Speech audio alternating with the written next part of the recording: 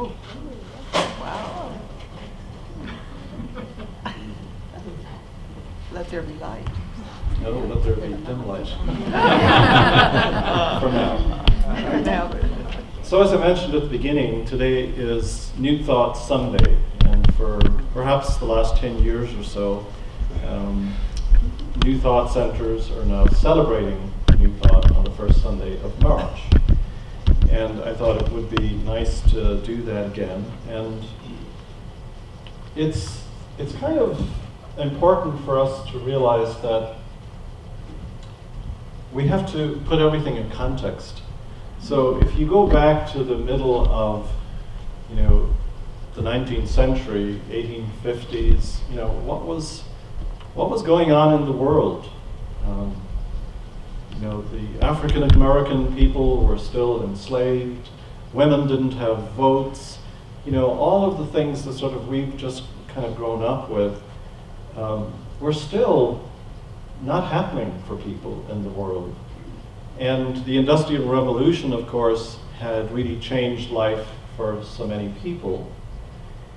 And the churches, in many ways, had gone off on a complete tangent in terms of theology. And so much of what passed for religion was really no better than superstition in many instances. And so a movement started to grow in this country particularly. You had also people in Europe where they were looking at how science was changing life, how science was becoming the new lingua franca, if you will. It's like, this is how you approach things from a scientific point of view. And so people then began to think about religion in that way. How could we express religion in a more scientific way rather than, say, a superstitious way? And we had, people like Emerson on the East Coast and great thinkers going around sowing seeds of this new movement. And we have people like Charles and Myrtle Fillmore in Kansas City, Missouri, coming up with this whole different approach to spirituality. And you can imagine, like today even, unity is just considered an outlier by so many people, particularly in the Bible Belt areas. Think back 100 years, think back 130 years. I just have the utmost admiration for them. What bravery, to go against all of the traditional theology and stand up and say, we are divine. No, Jesus didn't die for our sins. You've got the wrong end of the stick. And to, start this incredible movement that became unity. And all of the other teachers as well. We're going to sort of take a little historical look at that. It says, putting the pieces together to create a new reality of peace and compassion. And if we look at where theology was, it was basically saying that, humans are separated from God by sin. And the reason why Jesus came was to restore that relationship, if you will. And unfortunately, the imagery that was used was out of the Old Testament, where if you went to the temple on any given day, the temple floor would be covered in blood because they were sacrificing birds and pigeons and animals to appease an angry God. So it was a transactional religion. I'll do this for you if you do that for me. I'll forgive you your sins if you give me sacrifice. And so while the early church didn't believe this or get into this, as time went by, the churches did. And so God was this angry God who needed to be appeased, and, like Shylock, wanted his pound of flesh, and the pound of flesh was Jesus. How does that fit in to the whole theology of God as a loving Father? How does that fit in with what Jesus said, that the Father and I are one? And there were even worse theories, as we know, when we studied the universal Christ, that No, it was the devil that wanted the pound of flesh. And so God threw Jesus to the devil as something that would appease him. How crazy was all of that? And so fortunately for us, some people began to think differently. They had a new thought. Yes. And you know, people like Paul said, we are already reconciled. We're already one. We just think we're separate. And so new thought really went back to the early Christian times and the early Christian theology and church and began to reinstate all of that thinking. Why did Jesus come? So if it wasn't to forgive sins, to be a sacrifice to God, he came to anchor in a higher consciousness on the planet. And that's exactly what he did.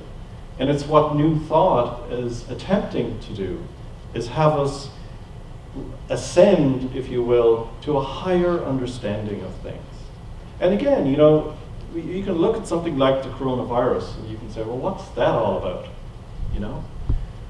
Maybe it's just a reflection of where our consciousness has gone at the moment on the planet. Maybe it is in the gutter and in the sewer, and it's sick, and it's needing healing. And that it's just pointing out to us what we need to do is to return to a much higher understanding of life, of ourselves, and of our relationship with God, and to return to love. And that's what the New Thought movement was really all about, why it started. New Thought, as defined in the dictionary, is a modern spiritual philosophy stressing the power of right thinking in a person's life. The idea that our thoughts and attitudes affect our experience and that the divine power of God's Spirit is alive within each individual. Just feel the power of those words, as opposed to cowering in the corner, being afraid of God. The divine power of God's Spirit is alive within each one of us. And so it's saying, change your thinking, change your life. New Thought is a correlation of the laws of science, the opinions of philosophy, and the revelations of religion applied to human needs and the aspirations of man. Ernest Holmes founded religious science. So unity and religious science are like cousins on the tree of New Thought. And so we're celebrating all of our family today.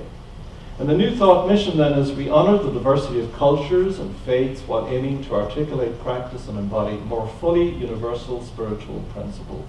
We honor and respect all faiths, cultures, creeds, and races, and learn from those who believe spiritual equity and human rights belong to everyone.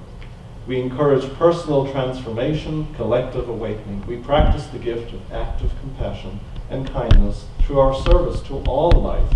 We foster a world that works for the highest good of all. So it's not about one religion. It's not about one ethnic group. It's not about one culture. It's about all of us, the human family, the divine family.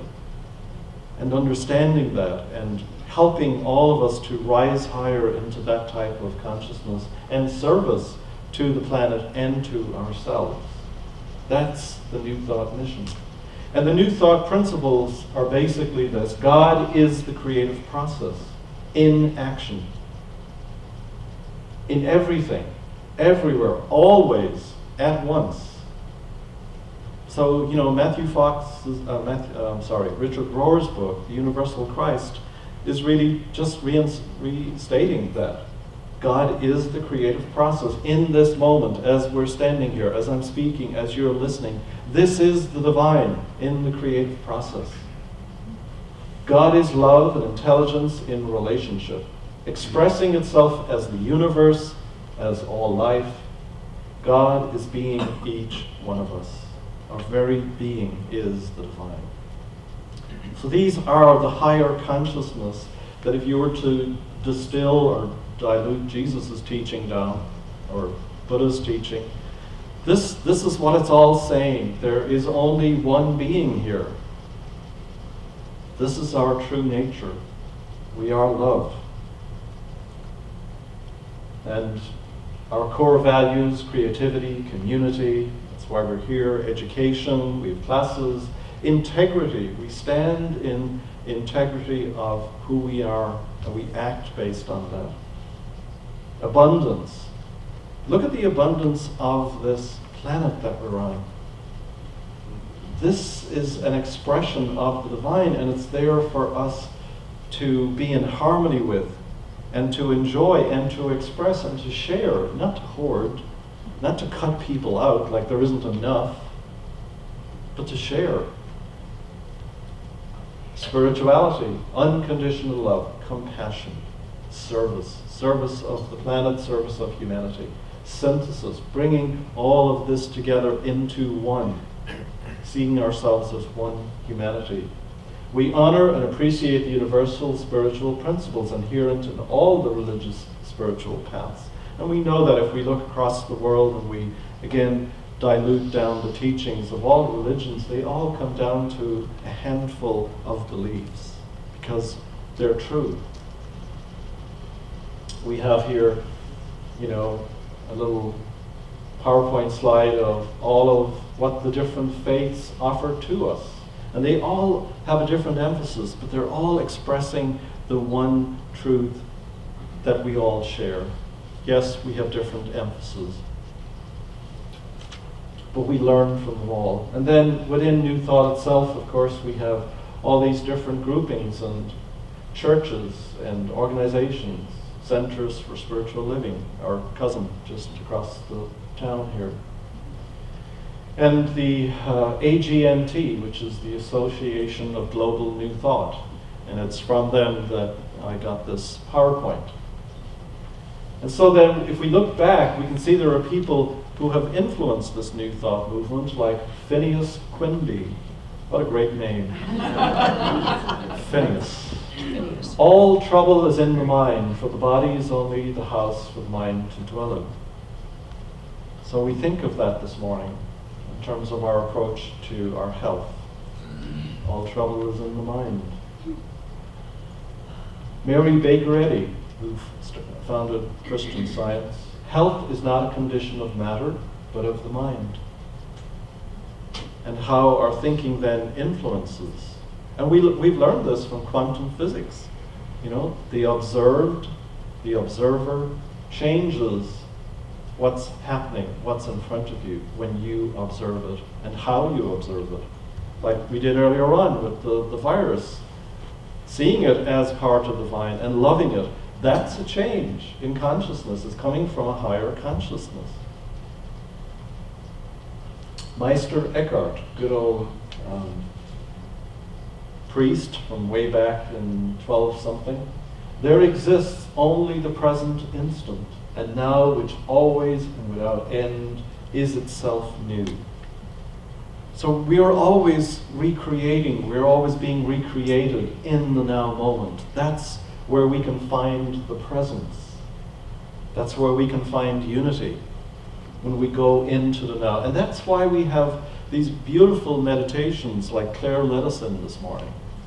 It's to get us out of our heads and get us into our hearts and into this bigger presence that is within us, if we can just come into touch with it. Henry David Thoreau.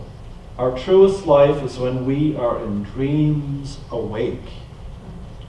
This dream of 3D reality and how it operates. If we can wake up, we can be here and we can be a lot happier. And life can be much richer, can't it? Ralph Waldo Emerson. What lies behind us and what lies before us are tiny matters compared to what lies within us. Wow. We keep thinking that, there's something in the future. When I was younger, it was all back then. It's past me now. Or I'm still reaching for something ahead of me in the future. No. That divinity, all of it, is within us. The drop of water in the ocean has all of the qualities of the ocean, the saltiness, the viscosity, the wetness. It's all within us right now. Walt Whitman, in the faces of men and women, I see God. As for me, I know of nothing else than miracles. That beautiful song that we had sung for us last month, everything is holy now. You know, there was a time again in the more superstitious approach to life that certain things were sacred, certain places were sanctuaries, and certain people could do things for us, shamans. We're being told that we are the shaman. The sanctuary is us, our hearts. Love, prepare me to be a sanctuary. Because the miracle is us. We are the miracle. Emma Curtis Hopkins, love is God. God is omnipresent. Thus love is omnipresent. It is my idea of good that all is love. If you want to go into our library, and if you want to read some books, maybe start reading from this era, then I highly recommend Emma Curtis Hopkins. She is considered the teacher of teachers. She is the one who taught a lot of the early metaphysicians because she was so clear in her thinking. And she was able to write very clearly and precisely, and she put it down on paper. And so she, I would say more than anybody, had a huge influence on the New Thought movement. And you know, I always say Charles Fillmore is not the easiest person to read. He's not always the clearest. He kind of goes off. Emma Curtis Hopkins is very readable, and I would encourage you, if you really want to explore the origins of New Thought, then just borrow some of her books from the library. Judge Thomas Troward. Belief in limitation is the one and only thing that causes limitation. We know that. Wasn't it Ford who said, if you think you can, or if you think you can't, you're right. So what's stopping us? What's holding us back? You know, I love that ad on TV. What's in your wallet? What's in your mind, really? Like, again, this week, we're all being asked to take a look at, what do I believe? You know, what have I got in my subconscious and in my unconscious about, you know, disease and health and what's going on in the world and what's happening politically? What's the junk that I'm still carrying around and still haven't cleared? And, you know, in New Thought, especially in religious science, they talk about mind treatments. You know, you need to clean your mind out. You need to do a little filtration. You have to have a filtration system in there, and that's what these principles are. They're calling us to clean out the gunk so that we have a clear understanding of what truth is, and then applying that to our lives and our thinking. Mankind must change its perception of itself. Mankind, in its proper expression, is God's expression.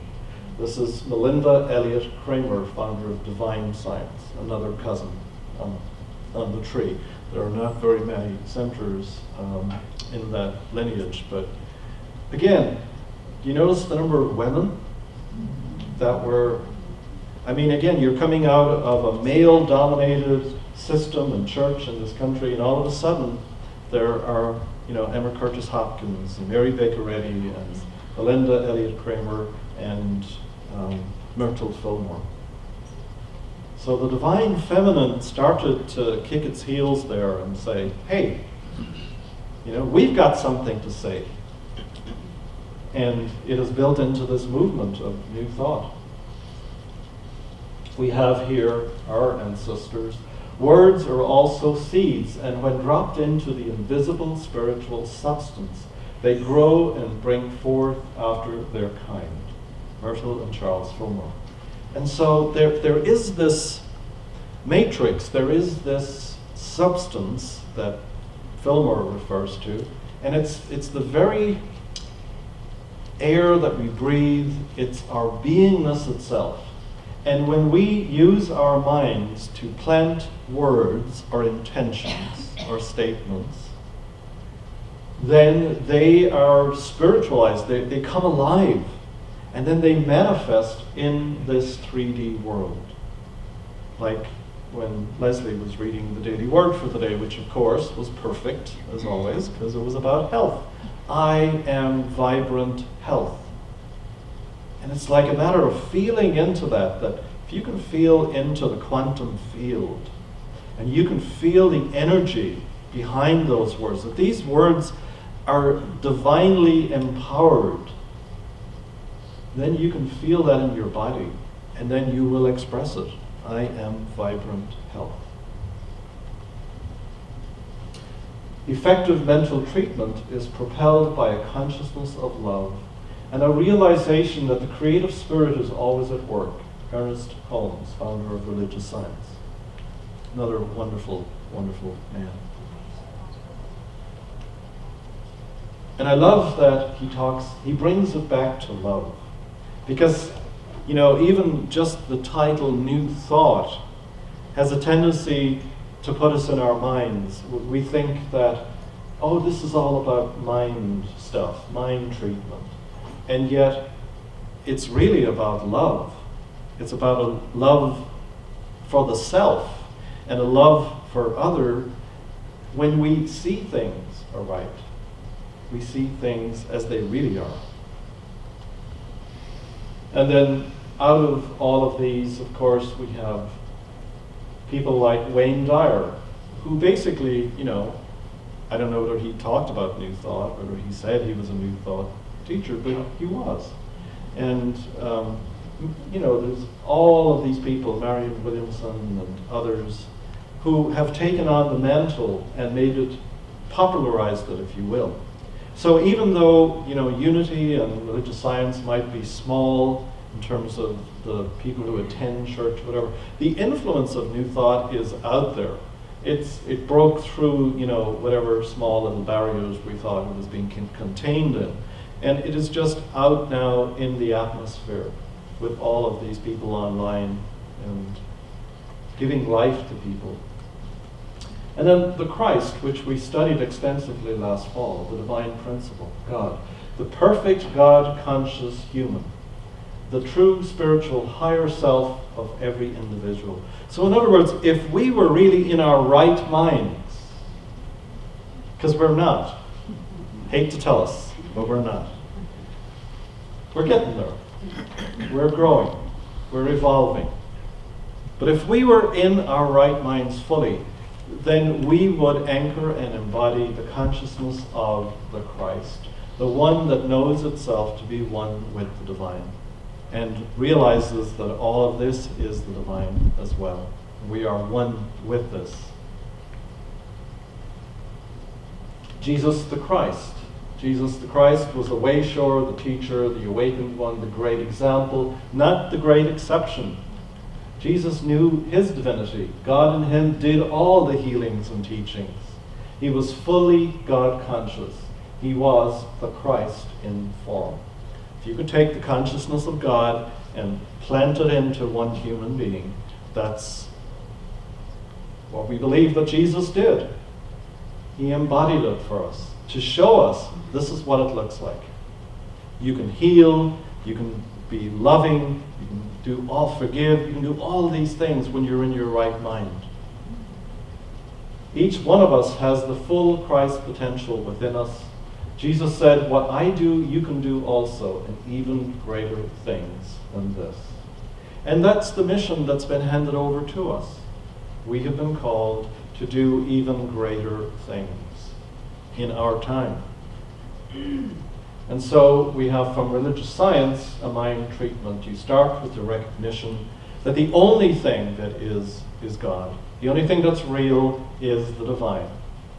That's step one. Step two, unification. I am one with. It's even still like a sense of separation there. I am one with something. I am the divine. Realization, I ask, accept, and faith, believing without doubt or fear, this or something better.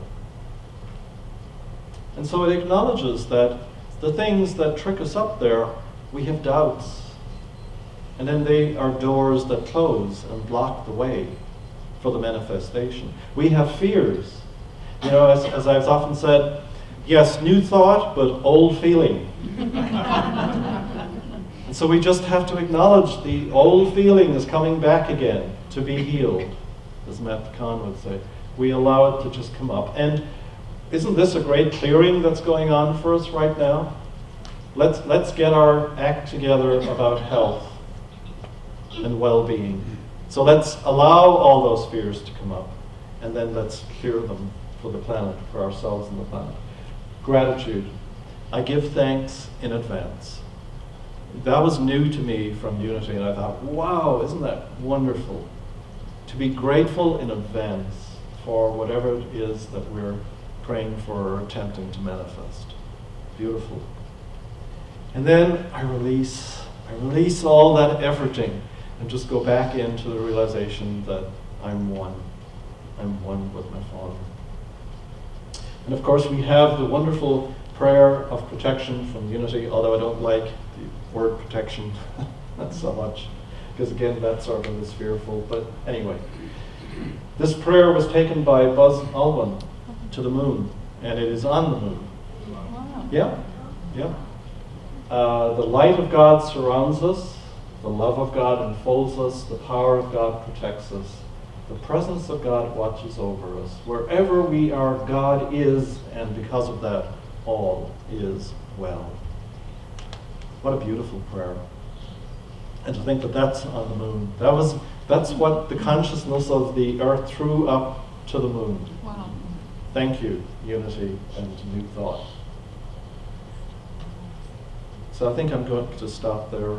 But it's a day for us to celebrate and to be grateful for our teachers and for the people who have embodied it for us.